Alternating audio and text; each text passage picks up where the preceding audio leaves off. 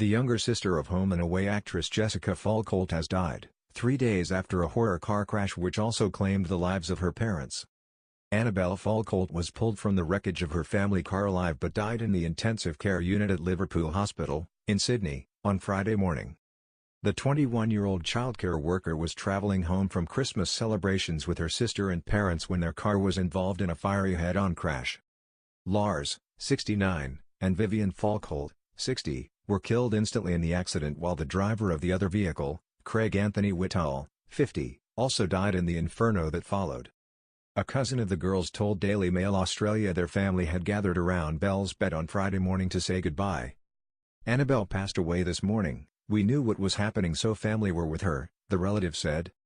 Her and Jessica had such a strong sister bond. They are seriously close sisters. I feel Jessica would have known her sister has passed. Other members of the family told Daily Mail Australia that Annabelle was a kind girl who loved working in childcare.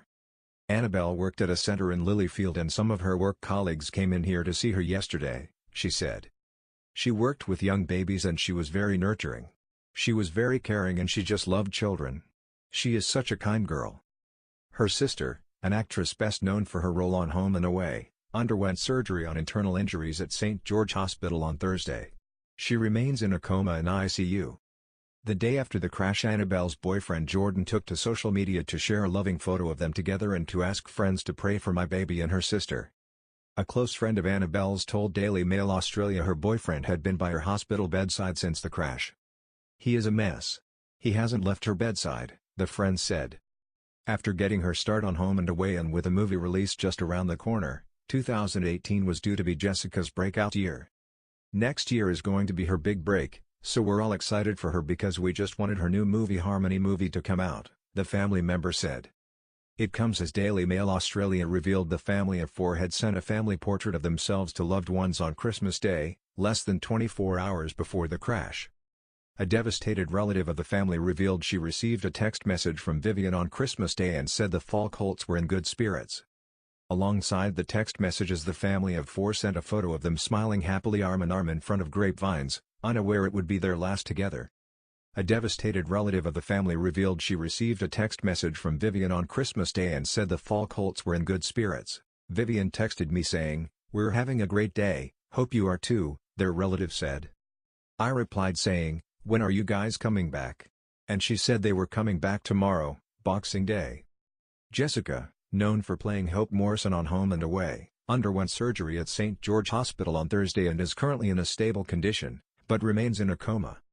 "Jessica just came out of a major operation and that went well," the relative said. "The quick update is the op went better than expected. They were doing work on her arm and internal injuries, they were the main parts." A father and a hero by his devastated family. Mr. Whittall was a known drug user and had been jailed for driving offenses. "He was an awesome father, the best. I couldn't ask for anything more of him," his son Shane told 7 News. "He did what he could and that's all you can ask of anyone. He was my hero in my eyes, he was my idol." According to the Daily Telegraph, he was previously jailed for driving disqualified and had a history of drug use. Mr. Whittall was reportedly driving home from a methadone clinic at the time of the tragic accident. Another family member described the reaction to the fatal crash as very hurtful and said Mr. Whittall liked his privacy. "It's very hurtful for me to think they're talking about Craig like that, he was very private and didn't like people talking about him," the woman said. "He's got grandkids that are listening to it."